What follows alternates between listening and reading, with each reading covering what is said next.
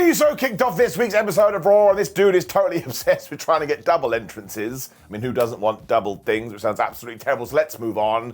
When he got interrupted by Paul Heyman, because again, Paul Heyman doesn't like things happening in twos. Also, hello my friends, welcome to Ups and Downs, the only wrestling review show you need, and please today go and share this, because there's one brand new segment which I'm particularly proud of, and it's super duper dumb. That's the reason to get on board. Anyway, let's take the finger of power and give the good bits an up and the bad bits a down, because SummerSlam is coming, my friend. So say goodbye to your flipping weekend. Now, Heyman made it very clear he wasn't here to disrespect Jey, while he was obviously disrespecting him, and he was like, oh, hi. This was definitely patronizing. Not only is your nickname Main Event Jey Uso, but you're also in the main event. I mean, he may as well clap to him going, oh, do you want an ice cream? I'll get you a cookie. Paul did want to talk about family, though, as he brought in Roman Reigns. He was like, you accepted that guy's invitation to take on Bron Breakker and Bronson Reed at SummerSlam Hot WrestleMania. You must be crazy, my friend, because he doesn't care about you. He's only trying to use you for what you've got. Heyman also made sure to say that he was shocked by all of this. I was like, Paul, he didn't pull the winning lottery ticket out of his ass. And at SummerSlam, Bronson will take advantage of that when he was like, let me provide you with some evidence about bad families. I bet your mother told you at Christmas time it was Santa Claus leaving those gifts under the tree, but it was not. That's a pile of baloney. And you could all boo me here in the arena, but your mother's lied to you too. Unless you are Jewish, because of course we go all in with Hanukkah. Now let's just get something straight, okay? Paul Heyman is a bad dude. You can't believe Paul Heyman. We all know on December 25th, the mums and the dads and Father Christmases and Santa Claus, they all work together, all right? So do not worry, my younger audience. It's totally okay. Santa's got your back. You just have to be on the good list. And how does he find out you're on the good list? He talks to your parents. Bada bing, bada boom. He also said your father lied to you as well because Rikishi always tells you that you were next in line. But who did Roman pick when the time came for it? It was Solo Sikoa. That's like, that is true, Jey. He also emotionally manipulated you. You need to get out of Dodge. The only reason Paul is telling Jey this as well is because he cares about him. When he said yeet and dropped the microphone, which is the strangest way to end a conversation, when of course Jey Uso came back with stereotypical babyface Fyre. He's not going to listen to this idiot. He has proven he can do it by himself because he won the Royal Rumble, he won the World Championship without Roman Reigns, and also at WrestleMania, you screwed over the Tribal Chief, so now revenge is coming to you. I need somebody, preferably Paul Heyman, to go, yeah, but you do remember why I did all of this, because after WrestleMania 40, Roman Reigns totally abandoned me. Why are we not mentioning this more? Jey also made it clear that he's all about family, because without them he wouldn't be here, which is true. He didn't just pop out of a womb one day. There had to be some sexual intercourse, which is the worst thing I've ever said, when he made sure to go yeet, yeet, yeet, yeet, yeet, yeet, when he finally did his second entrance, but actually it was his first exit. So now we have entered a paradox. So while this was kind of your usual Raw opening, I think it was massively important because it's telling you it's not Jey Uso Roman Reigns anymore. Jey Uso can stand on his own 2 feet. And if he wants to go out there and grab a microphone and yell at Paul Heyman, he most definitely can. But ultimately, Paul Heyman got booed. Jey Uso is still getting massive cheers, so nothing has changed, which is absolutely a good thing. I'm gonna give it an up. Like, it was a little bit dry, but it totally did the job. When, dare I say it, we got a party match. Just gonna take that, leave it here, and exit stage right. I don't need the heat. There's also AJ Styles, Kairi Sane, and Asuka taking on Dominik Mysterio, Roxanne Perez, and Raquel Rodriguez. And when does WWE ever do these kind of matches? They always stay away from mixed tags. But of course, we still had that magical rule that if Dom got a tag, AJ Styles had to get in, even if other people were fighting. Just the way that it works in World Wrestling Entertainment. Now, there was a lot of distracting in this, but actually I think my new rule when it comes to the dick board is that if you are in the match and there's lots of you, there's nothing wrong with doing some distractions and confusion and some interference, because at least it is the participants. Raquel was going nuts here. She was beating people up. She was pulling Asuka off the apron to stop her getting a tag, when eventually AJ Styles did get the hot one. He ran wild and he kicked the crap out of Dominik Mysterio, and Detroit City absolutely loved it. Him and Kairi Sane also did this awesome double combo dive thingamajig, so bam, put a 1 on the dive counter. And ultimately, there was some shenanigans. Raquel got mad. Dominik Mysterio was left totally blind. So AJ Styles hit him with the phenomenal forearm, and he won. 1, 2, 3. That's the long and the short of it. Come this weekend, I do not think AJ Styles is becoming the IC champ. Hence why he got the win here. I am looking forward to that match though, because sometimes nice is just nice, and this is nice. And also it's a proper legend of the game, taking on a new legend of the game, and these are the type of matches we should get at SummerSlam. I hope we come up with a good idea. Also, speaking of the dick board, that match is going to be drowning in dicks. Shouldn't have said. I'm sorry. Just give it an up. I'm going again. Maybe I'll go have a sandwich. So I enjoyed that, and now we do carry on because Sheamus was being interviewed, and he was like, oh man, me and Rusev had a big men slapping man meat match, so maybe we can do it again. And that does feel like a tease when instead Grayson Waller and the New Day arrived, and Grayson's all like, oh man, I'm with the best tag team ever, and we don't like you, Sheamus. So Sheamus challenged him to a match. When Grayson turned around and Xavier and Kofi had run away, they remain the best. I've no idea what we're doing with Grayson either, because I guess this is a little bit of a brand new push for him, or at least he's being featured more, and he's got himself mega ripped. When this went about, 2 minutes, Sheamus bro kicked him right in the face, 1, 2, 3. That was it, he was dead. But again, I just expect this from Grayson Waller these days, so if you are going to level up Sheamus, why the flub not? When Rusev ran in, he clonked Sheamus with the shillelagh as he applied the accolade. I think he was trying to kill him. Then later on, Rusev did an interview and said the third match is coming, but it's not happening at SummerSlam. But I am going to give it an up, because at least now we're throwing some wood into the fire. Like before, they would just turn up and be like, oh, okay, yeah, sweet. We are going to have another fight. Let them promo, let them talk, and let's add some real beef into this. Again, we've got the man meat, now we need the rest. Naomi was then being interviewed and she made it clear that Io Sky can fly and that Rhea Ripley can bring the brutality, but Naomi has both of these already, so they're totally screwed. And also the rest of the roster may be passive-aggressive, but she's aggressive-aggressive. When she went, ha ha ha, and she just walked off. She's one of the best new characters on WWE TV. She entertains me greatly, and I think she will win at SummerSlam. Makes me a happy man. Heyman was then trying to wind up Bronson Reed using internet logic, as he was like, have you seen what people have said? They think because Seth Rollins is out for a long time, yeah right, I bet he's back at SummerSlam, that we are now just a leaderless group. When Bron Breakker walked in and said, nope, I'm the leader now. And later on, Bronson, you need to kill Jey Uso. Then after he had ran away, him and Paul Heyman were like, we've got a plan. And you'd be shocked to hear their plan was beat everybody up during the main event. Now listen, I'm sure this is a tease. We're not going to pull the trigger on the Bron Breakker and Seth Rollins stuff this early. And yeah, I have now convinced myself that within the next 7 days, Seth Rollins is cashing in his Money in the Bank briefcase. We wait and see. Lyra Valkyria came to the ring after this, and no joke, she wanted to show off her shoes. Because she now has Becky stompers, as she called them. So she thinks Becky Lynch is a Goomba. But she hasn't been training, hasn't been studying tape. She has made herself a giant pair of sneakers. Do with that what you will. She also said in 2 weeks' time she'll be stood here as the Intercontinental Champion, when she went, no, wait, I mean 1 week. When, and this cracked me up, she went, oh, I'm going to fail. Oh, Becky Lynch will beat me, and then I'm totally screwed, because as she does hold that belt, I'll never be able to challenge her again, as per the stipulations. But that's why my stipulation is falls count anywhere, no DQ, we can do whatever we want, because Becky doesn't play by the rules, so why have the rules anyway? It's like a poem. She knows how far Becky will go, though, but the real twist is that Becky doesn't know how far Lyra will go, and she's about to find out this weekend when Becky Lynch instigated Clause 14.4 because she heard her name. It looked like she was going to attack from the front, but Lyra is a smart baby face, and even though Becky Lynch attacked her with Kenny the Kento stick, Lyra Valkyria still whipped her ass. So my prediction has changed. Becky Lynch is absolutely going to retain that title, and I think Bayley is going to be involved here too. And now I've thought about it, I do think that's the right thing to do. Let's get some emotion, man. Imagine Bayley cost Lyra not only the IC Championship, but the fact she can never challenge Becky again. I like it. It also keeps these three tied together, and they've done such a good job. This belt feels important. Lyra has absolutely climbed that ladder, and the new Bayley character is super interesting. Now, listen, I am going to give it an up, and I do like Lyra. She has improved.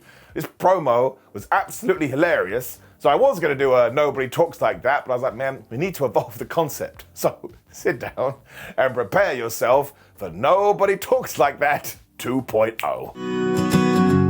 What is up, Detroit? We are 5 days away from SummerSlam. How are we feeling? I am Lyra Valkyria, and these are more than just my big shoes. These are my Becky stompers. In 2 weeks, in 1 week, I will be standing here as your first ever 2-time Intercontinental Champion, or I will have failed.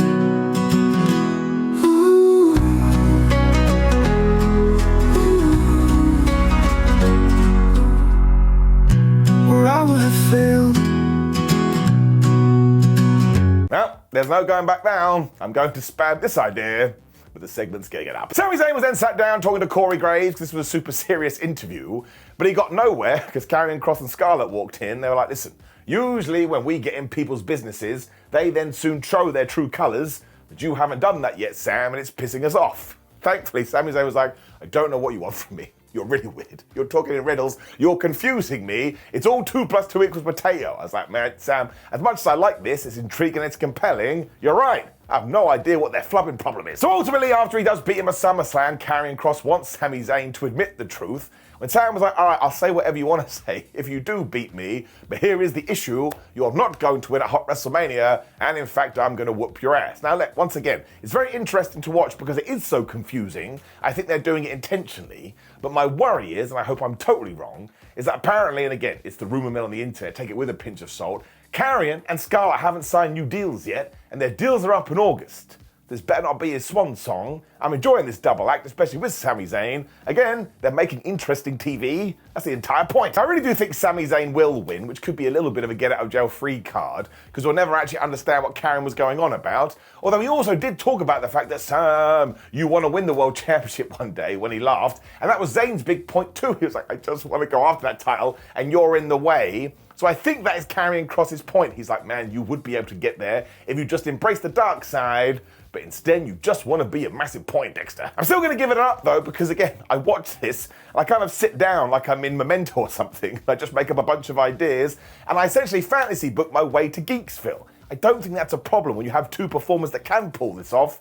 So yeah, I'm giving it up. I kind of feel like I've become the outlier here.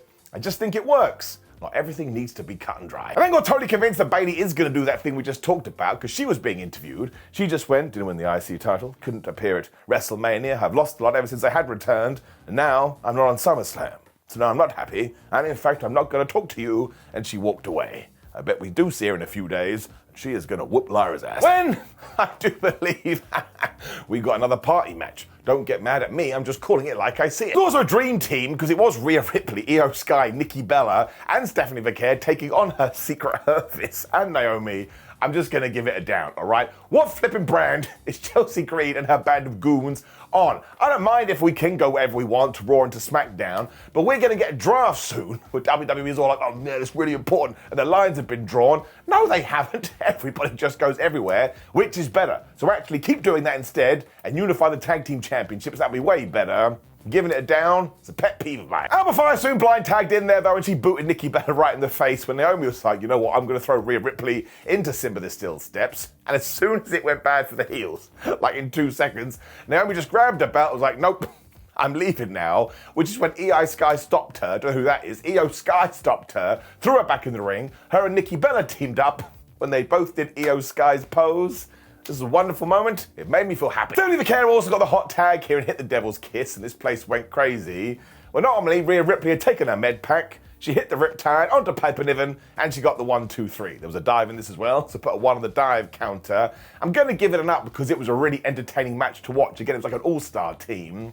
But I did have this thing in my head, or my brain, or my heart, whatever you want, pick a body part, where I was like, Rhea Ripley, Io Sky, and Naomi could have gone out there and just shouted at each other for the bit to really draw you into their women's championship match that is happening in a few days.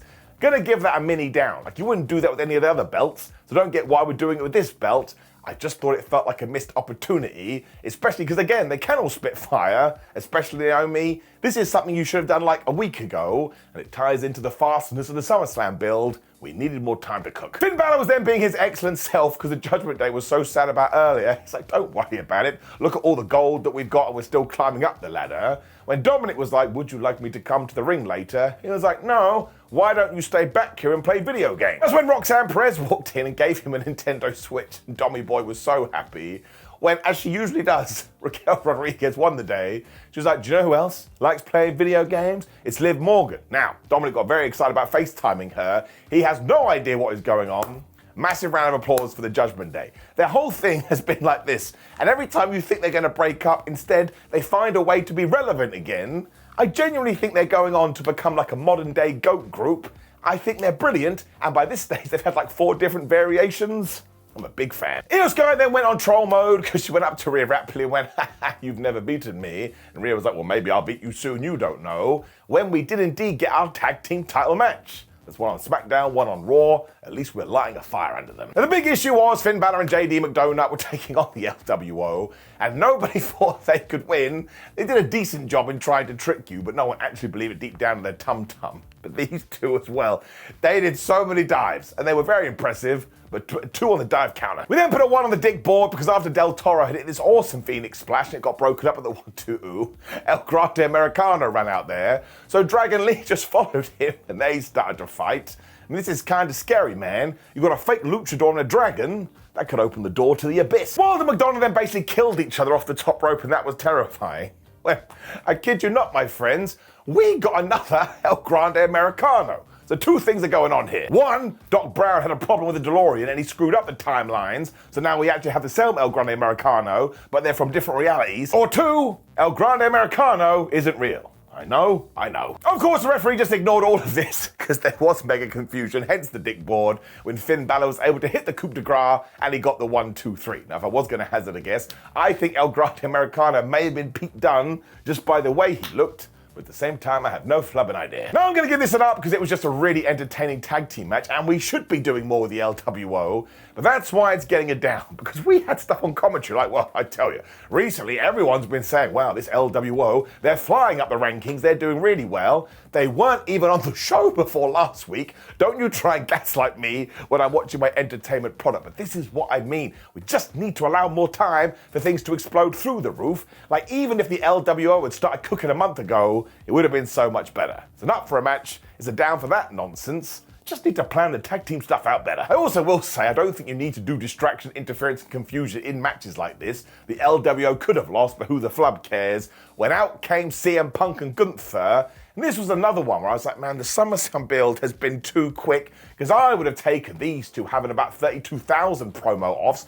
because it's Gunther and CM Punk. That's going to get a tiny down as well. Although, of course, they saved it here. They're just too good. Like, Gunther made it clear that he's on top of the world right now, because as far as he's concerned, he won a mic-off battle with CM Punk last week. And CM Punk always walks around saying, man, no one's better than a microphone with me. Well, at the very least, Gunther was on his level, and he's the world champion, so he's the best in the world. Ipso facto at SummerSlam, Punk goes down. He also feels like he got CM Punk to shut up because he did not have a retort when CM Punk came to the ring. As per Wrestling Rule 14.4, he was like, I wasn't silenced by you, Mr. Ring General. I was dumbfounded because as you were saying these words, I realized I don't want to be WWE champion or world champion. I need to be world champion.